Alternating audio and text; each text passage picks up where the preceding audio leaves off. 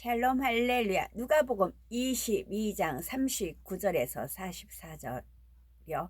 예수께서 나가사 습관을 따라 감람산에 가심에 제자들도 따라갔더니 그곳에 이르러 그들에게 이르시되 유혹에 빠지지 않게 기도하라 하시고 그들을 떠나 돌 던질 만큼 가서 무릎을 꿇고 기도하여 이르시되 아버지여, 만일 아버지의 뜻이거든 이 잔을 내게서 옮기시옵소서.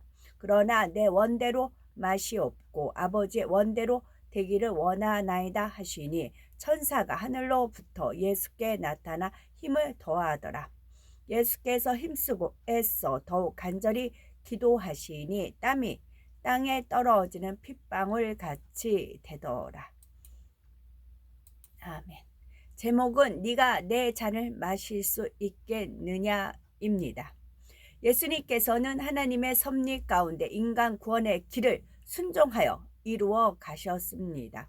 때가 되어 십자가를 지셔야 할 것을 아시고 제자들에게 앞으로 되어질 일들을 알려주셨지요. 마태복음 20장 18에서 19절을 보면 인자가 대제사장들과 서기관들에게 넘기움에 저희가 죽이기로 결단하고 이방인들에게 넘겨주어 그를 능욕하며 채찍질하며 십자가에 못 박게 하리니 제3일에 살아나리라 말씀하셨습니다. 이는 너무나 많은 고뇌가 담긴 말씀이었지만 제자들은 그 의미를 깊이 생각하거나 깨우치지를 못하고 다가올 주의 나라에서 누가 큰 자가 될 것인가에만 마음을 쏟고 있었지요. 그러자 예수님께서는 철없는 제자들을 통해 나의 마시려는 잔을 너희가 마실 수 있느냐 하시며 천국에서 영화로운 자리에 오르기 위한 예수님께서 당하실 고난의 잔을 함께 마실 수 있는지 물으셨지요. 야고보와 요한은 이 질문의 의미를 깊이 깨닫지는 못했지만 그 당시에는 어떤 일이 있어도 예수님과 함께 할 수 있는 마음이었기에 주의 잔을 마실 수 있노라고 담대하게 대답을 했죠. 이러한 고백대로 야고보와 요한, 베드로뿐만 아니라 다른 8명의 제자들도 과연 주님의 잔을 함께 마셨습니다. 십자가에 달리실 때는 함께하지 못했지만 나중에 주의 부활을 목도하고 성령을 받은 후에는 대부분의 제자들이 순교하기까지 충성하며 주의 고난의 잔을 함께 마셨던 것입니다. 하나님의 아들로서 이 땅에 오신 예수님께서는 수많은 사람의 질병과 연약함을 고쳐주시고 귀신을 내어 쫓으시며 복음을 전파하셨습니다. 놀라운 권능을 베푸시며 아무 소망이 없는 사람들의 삶 가운데 밝은 빛을 비추어 주셨지요. 때가 이르자 예수님께서는 십자가를 지시기 위해 감람산에 오르셔서 아버지여, 만일 아버지의 뜻이어든 이 잔을 내게서 옮기시옵소서. 그러나 내 원대로 마옵시고 아버지의 원대로 되기를 원하나이다 하시며 간절히 기도하셨습니다. 이것은 죄 없으신 예수님의 피값으로 모든 영혼을 구원받게 하시려는 생명을 건 절규였지요. 또한 우리를 위해 참혹한 고난을 온전히 감당하시고자 능력을 구하시는 기도였지요. 기도를 마치신 예수님께서는 가룟 유다가 이끌고 온 유대인들에게 잡히셨고 본격적으로 십자가의 고난이 시작되었습니다. 밤새 이리저리 끌려다니면서 신문을 당하시고 마침내 사형 선고를 받은 예수님께서는 군병들이 씌운 가시면류관과 잔인한 채찍질로 인해 온몸에 피가 낭자하였지요. 잔인한 고문을 당하심으로 머리와 얼굴을 비롯하여 온몸이 피로 물든 예수님께서는 이번에는 육중한 나무 십자가를 짊어지셔야 했고요.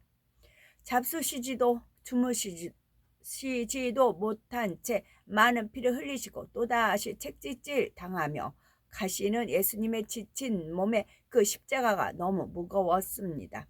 쓰러졌다 일어서고 다시 쓰러졌다 일어나서 힘겨운 걸음을 옮기시는 예수님의 곁에는 부축해 줄 제자들조차 남아있지 않았죠. 마침내 로마 군병들은 갈보리 언덕에서 예수님의 옷을 벗기고 손과 발을 못 박기 시작합니다. 백부장의 신호에 따라 군병이 망치를 내리칠 때마다 연약한 살 속으로 몫이 박히면서 피를 흘리지만 급소를 피해서 박히기 때문에 고통만 극심하게 받을 뿐 금방 죽지는 않습니다. 못을 박은 후 십자가를 세우자 못 박힌 손과 발에 몸 전체가 무게가 실리면서 찢겨지는 고통은 가중되었죠. 이렇게 못 박힌 채로 예수님께서는 6시간 동안을 한낮 사막의 강렬한 햇볕 아래 매달려 계셨습니다. 죽기까지 계속해서 피를 쏟아야 하니 타는 목마름 또한 말로 다 할 수 없으며 사막 지대의 독한 벌레들이 피 냄새를 맡고 달려들어도 쫓을 수가 없었습니다. 더구나 벌거벗은 몸으로 달리신 예수님을 향해 군중들은 저주하며 희롱하며 손가락질을 합니다. 네가 하나님의 아들이거든 십자가에서 내려오라. 그러면 믿겠노라 하는 것이지요. 그러나 예수님께서는 십자가를 지고 죽으실 때라 온 인류를 구원하실 줄을 누구보다도 잘 아셨기에 결코 내려오실 수가 없었습니다. 다만 아버지여 저희를 사하여 주옵소서 자기 하는 것을 알지 못함이니이다 하고 죽기까지 사랑의 간구만을 올리셨지요. 이렇게 많은 고통을 당하며 물과 피를 다 쏟으시니 마침내 영원히 떠나고 십자가의 고난을 마치셨습니다.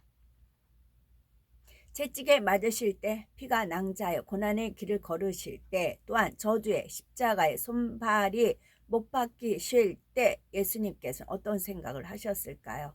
참혹한 고통 속에서도 예수님의 마음은 탄식이나 원망이 아니라 고난을 통해 무수한 영혼을 구원하심으로 하나님의 섭리를 이루실 감사와 기쁨으로 충만하셨습니다. 아버지 하나님께서는 참 자녀를 얻기 위해 태초에 주 예수님과 성령님을 낳으셨고 인간 경작의 계획을 서로 나누셨습니다. 삼위일체 하나님께서 함께 천지를 창조하시고 첫사람 아담을 지으실 때도 주 예수님께서는 장차 친히 어떤 일을 겪으실 것을 알고 계셨지요. 곧 때가 되면 이 땅에 사람의 몸을 입고 태어나셔서 죄의 싹으로 사망에 이를 수밖에 없는 인류를 구원하기 위해 대신 십자가에 달리셔야 할 것을 알고 계셨던 것입니다. 십자가에 못 박으라 소리치는 군중들과 채찍으로 때리고 손발에 몫을 박는 군병들을 보실 때도 그 마음에는 오직 사랑과 궁일만이 가득했지요. 이들은 내가 아버지와 함께 창조한 영혼들이며 아버지의 생기를 받은 영혼들이라. 이들이 알지 못함으로 악을 행하나 장차 나를 믿고 구원받게 하리라는 사랑의 마음으로 십자가에 달리는 그 순간까지도 궁일과 자비의 기도를 올리셨지요. 이렇게 사랑하는 영혼들을 구원하기 위해 골고다 언덕을 오르시면서 또 십자가에 높이 달려 군중들을 바라보시면서 예수님의 마음에는 참으로 많은 일들이 스쳐갔을 것입니다. 처음 아버지 하나님으로부터 분리되신 이후 하나님과 성령님과 함께 천국에서 지내셨던 때 한없는 사랑과 기쁨을 서로 나누며 또 앞으로 참된 자녀들을 얻을 계획 속에 즐거워하셨던 일들이 떠올랐을 것입니다. 십자가를 지시기 위해 이 땅에 오실 때 아버지 하나님과 성령님과의 나누었던 사랑의 말씀들이 기억나시며 고난받는 내 모습을 보심으로 아버지의 마음이 얼마나 찢어지게 아프실까 생각하심으로 슬프고 민망한 마음도 드셨고요.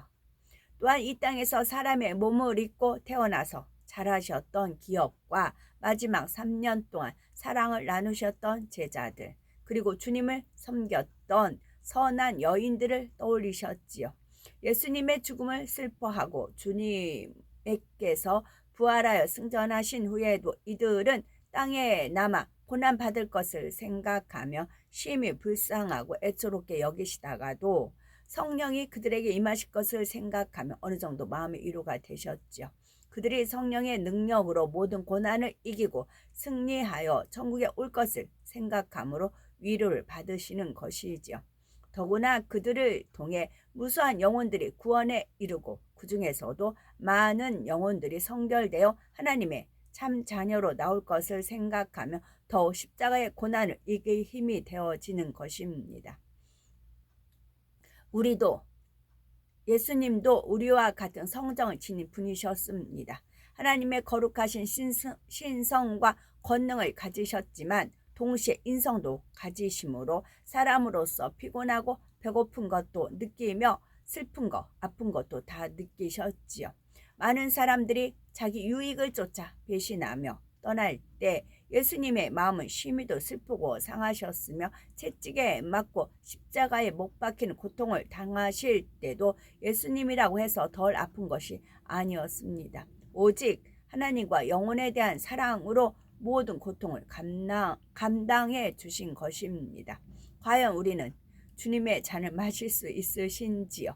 제자들은 그 당시에는 누가 크냐 다투었던 철없는 모습이었지만 성령 받고 변화된 후에는 능히 주님의 잔을 마실 수 있었습니다. 로마서 8장 17에서 18절 우리가 그와 함께 영광을 받기 위하여 고난도 함께 받아야 될 것이니라 생각건대 현재의 고난은 장차 우리에게 나타날 영광과 좋게 비교할 수 없도다 하신 말씀대로 큰 소망 가운데 고난의 잔을 마실 수 있었던 것입니다. 예수님의 제자들은 십자가에 거꾸로 달리거나 톱으로 켜고 펄펄 끓는 기름가마에 던지울지라도 두려워하지 않고 복음을 전파했습니다. 세상의 더러운 것과 찌꺼기 같이 멸시받을지라도 간제와 같이 형체도 없이 희생하고 헌신하게 될지라도 하나님의 뜻을 이룰 수만 있다면 크게 기뻐하였던 것입니다.